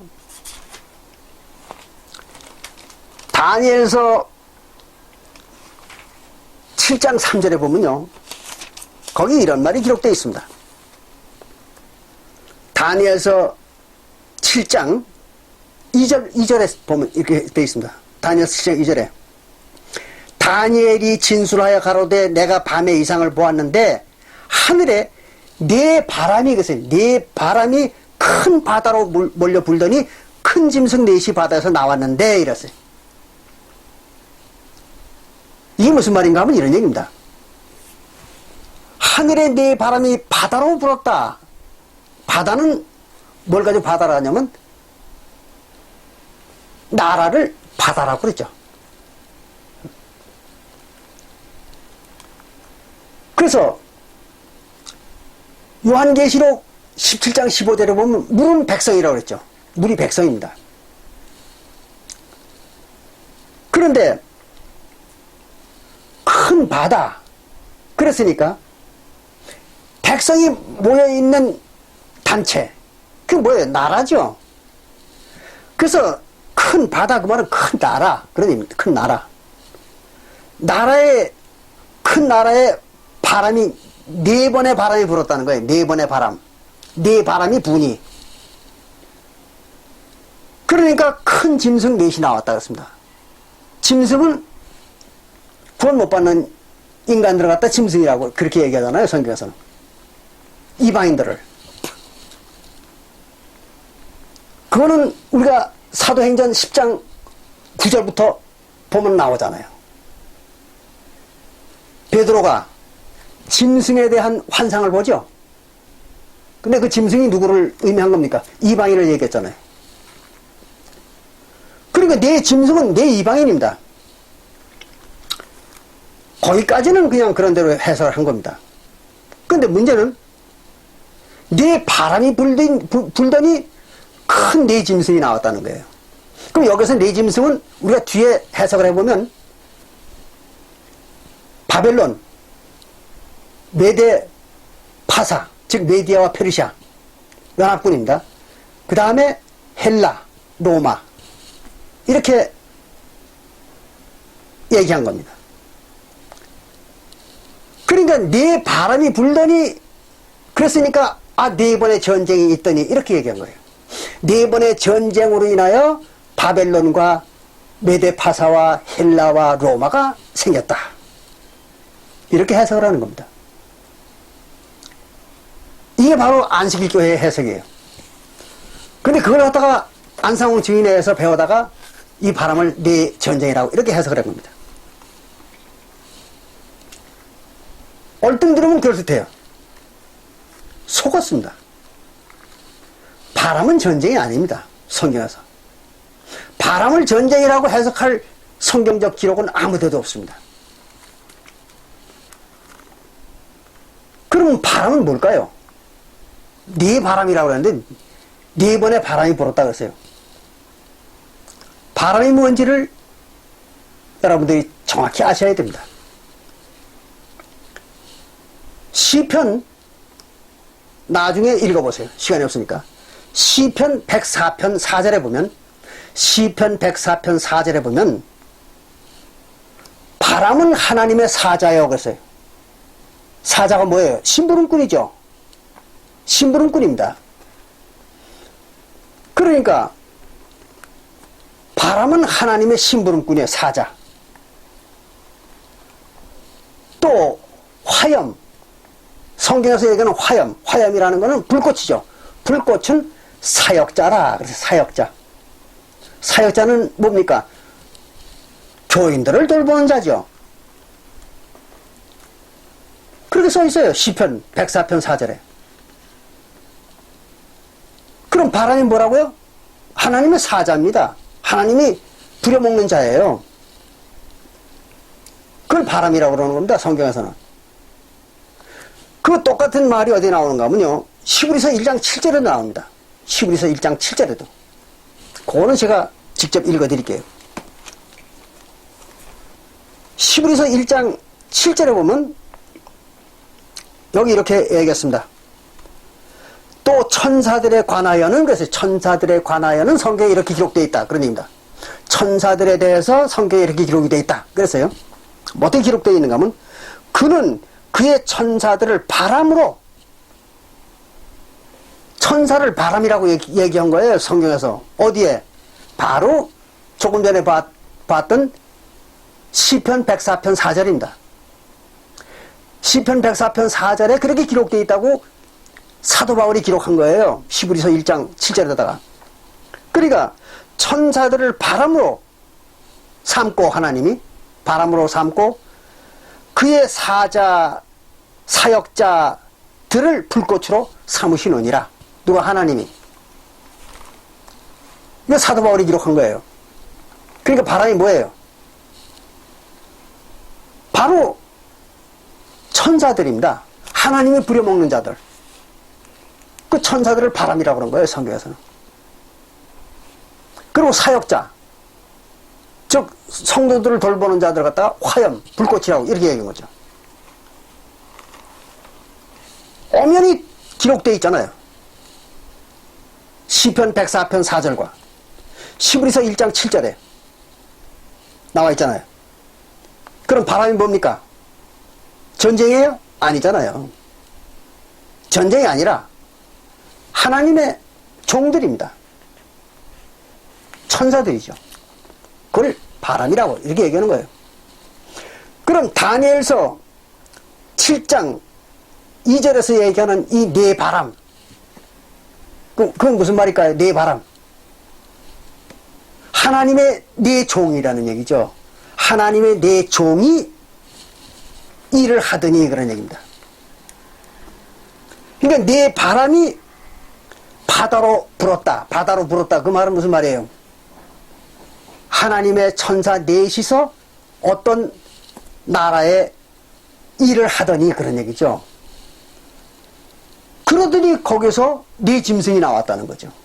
그럼 이 네 짐승은 이방인이잖아요. 그 이방인이 바로 바벨론과 메데파사와 헬라와 로마에 나타났다는 거죠.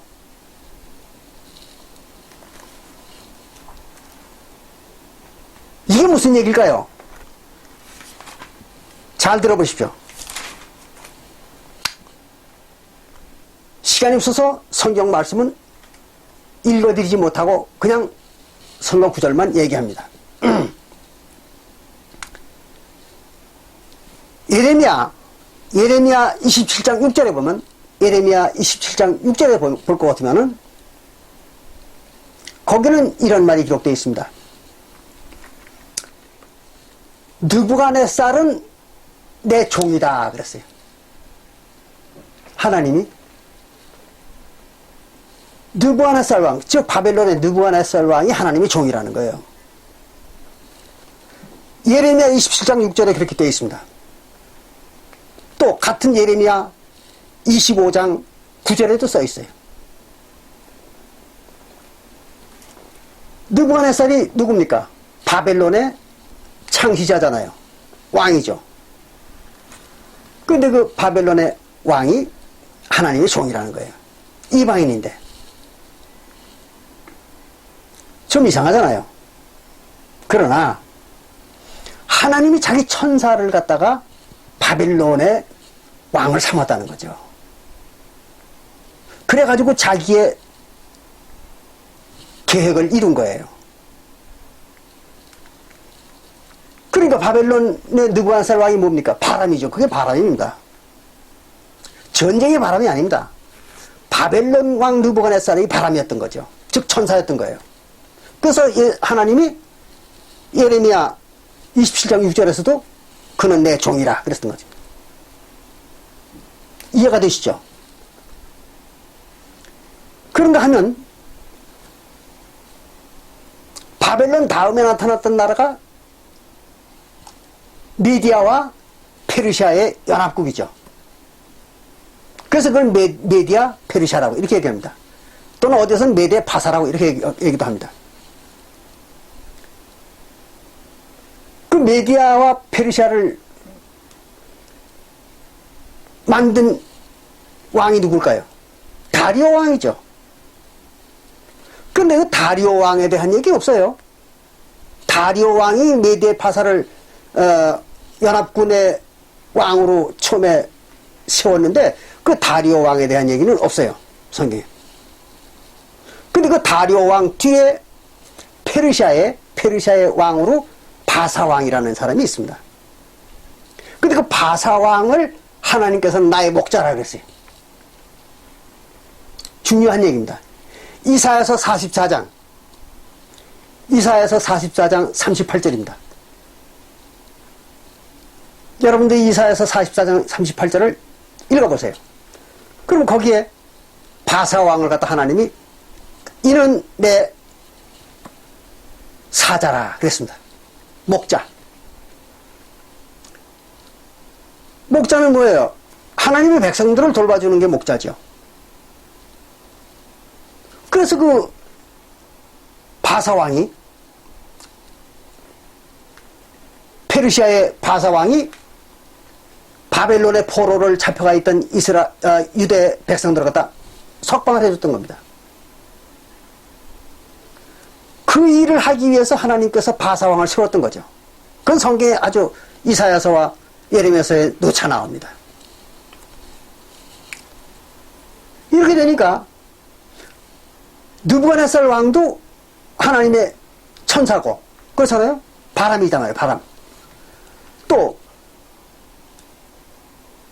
바사왕 고레스도 하나님의 목자니까 그것도 천사죠. 하나님의 천사예요. 그것도 바람이죠. 그럼 느부갓네살 왕과 바사왕이 뭐라는 얘기예요? 그게 바람이라는 얘기입니다. 전쟁이 바람이 아닙니다. 근데 바람이 몇이라고 했어요? 4개라고 했잖아요. 근데 성경에는요, 명확하게 기록되어 있는 것이 느부갓네살 왕과 바사왕만 기록되어 있습니다. 그리고 그 뒤에 나타난 나라가 헬라 나라죠. 헬라 나라에는 누가 하나님의 천사였는지 그 기록이 없습니다, 성경에. 또 그 뒤에 나타난 나라가 어떤 나라입니까? 그 뒤에 나타난 제국이 로마 제국이잖아요.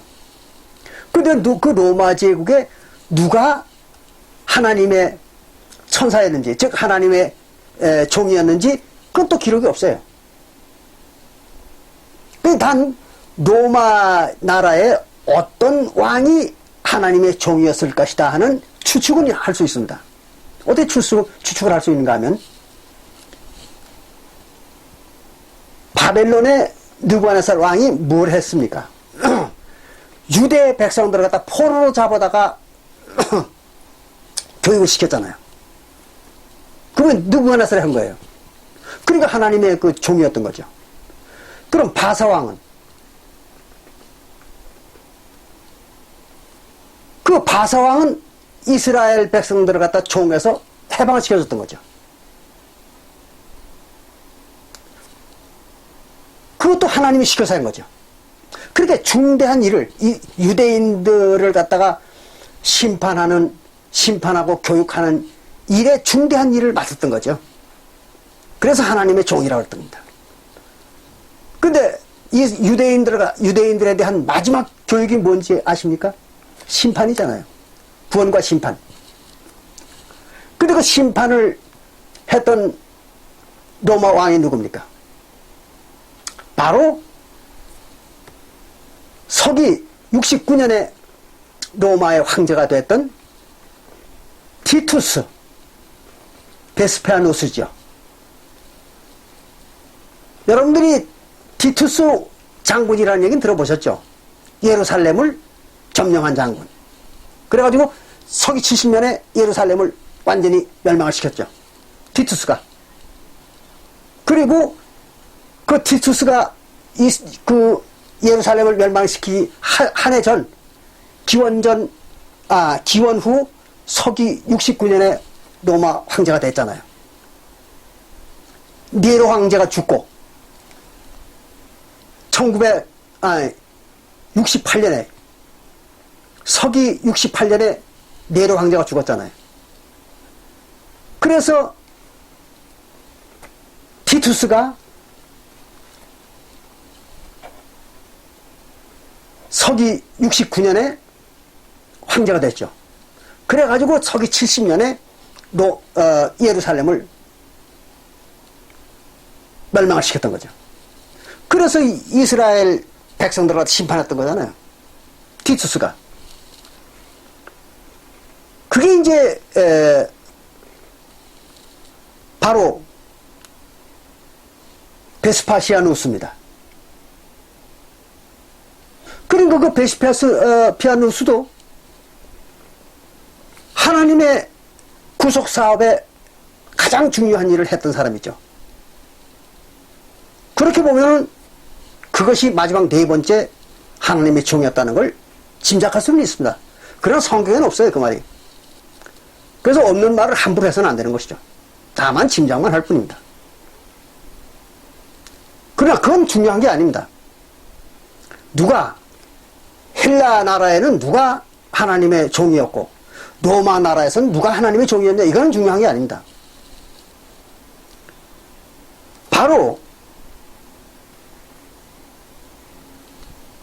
바벨론의 느부갓네살 왕이 하나님의 종이었다는 그 예레미야 27장 6절에 기록하고, 또 바사왕 고레스가 하나님의 목자였다는 그 이사야서 44장 38절의 기록, 이게 중요한 겁니다. 그들이 바람이었다는 거죠. 바람에 대한 걸 이제 아시겠죠? 그런 것이 바람이 전쟁이 아닙니다. 그래가지고 요한계시록 7장 1절에 나오는 이 바람을 갖다 전쟁이라고 해석을 해가지고 안상홍 증인에서 무슨 북한이 남한을 쳐들어온다고 1988년에 이렇게 사람들을 속였던 겁니다. 그래서 요한계시록 7장 2절에 보면 또 봄에 다른 천사가 살아계신 하나님의 인을 가지고 해 돋는 데로부터 올라와서 땅과 바다를 해롭게 할 권세를 얻은 네 천사를 향하여 큰 소리로 외쳐 가로되 우리가 우리 하나님의 종들의 이마에 인치기까지 땅이나 바다나 나무나 해하지 말라 그러더라.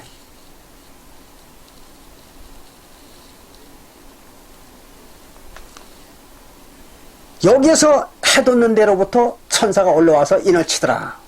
그러니까 이 해 돋는 데가 어디라고 얘기하는가 하면요, 예루살렘에서 똑바로 동쪽으로 선을 그으면은 한국이라는 거예요.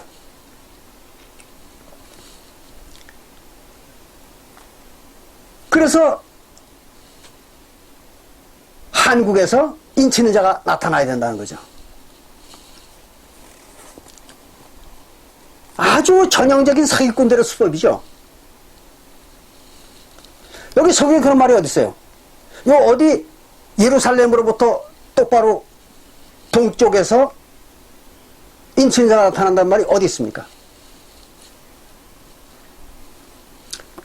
성경에는 해 돋는 데 또는 해 돋는 곳 이런 말이 여러 군데 나옵니다.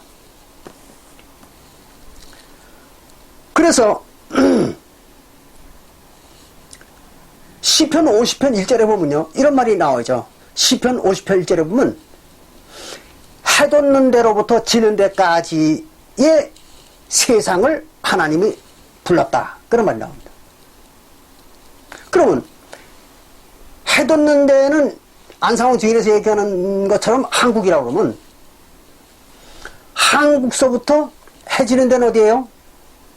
해 지는 데는 저 프랑스나 뭐 그런 데겠죠. 그렇죠? 거기까지 하나님이 세상 사람들을 다 불렀다는 거예요.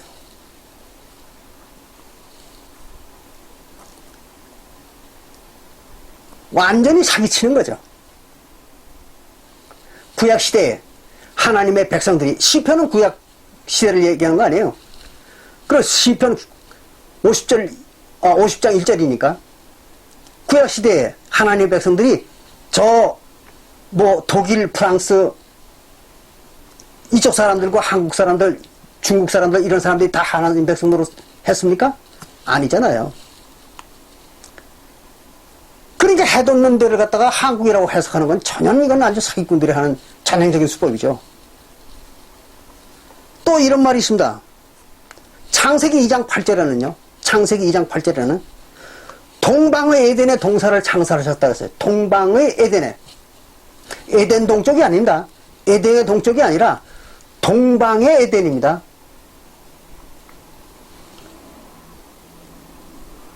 그러면 에덴이 어디 있다는 얘기입니까? 동쪽에 있다는 얘기죠. 어디 동쪽입니까? 이스라엘 나라 아니에요. 이스라엘 나라. 하나님은 이스라엘 나라를 기준으로 해서 역사하셨으니까. 그럼 이스라엘 나라를 기준으로 해가지고 동쪽이 한국이라면 에덴 동산이 어디에 있어야 되겠습니까? 한국에 에덴 동산이 있어야죠. 그렇잖아요? 왜? 동방에다가 에덴을 창설했다 그러시니까, 에덴 동산을 만들었다 그러시니까 하나님이. 해 돋는 쪽입니다. 해 돋는 곳 동방입니다. 그럼 해 돋는 곳 동방에다가 하나님이 에덴 동산을 만들었다. 한국에다가 에덴 동산을 만들었다는 얘기잖아요. 그 말이 맞을까요? 황당한 소리죠. 이건 사기를 쳐도 이렇게 칠 수가 없는 거잖아요. 그러니까 이런 인간들에게 속아서는 안 됩니다. 개그 말고 적당히 갖다 찍어 붙이는 거예요. 말을 만들어가지고. 사람도 속이는 거죠.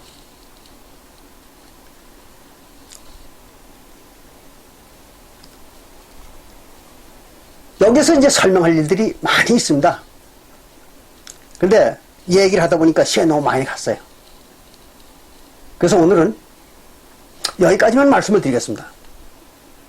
나머지 미처 설명하지 못한 일들은 다음에 또 한번 시간을 만들어가지고 여러분들에게 자세하게 설명을 드릴게요. 그러나 우리가 성경을 볼 때는요, 아주 면밀하고 정확하게 봐야 됩니다. 그래야지 적다 말을 꾸며가지고 사람들을 속여먹는 그런 종교 사기꾼들한테 속지 않으셔야 됩니다. 늘 드리는 말씀이지만 항상 정신 똑바로 차려가지고 종교 사기꾼들한테 속아서 자기 인생을 낭비하는 그런 일이 없도록 노력하시기 바랍니다. 감사합니다.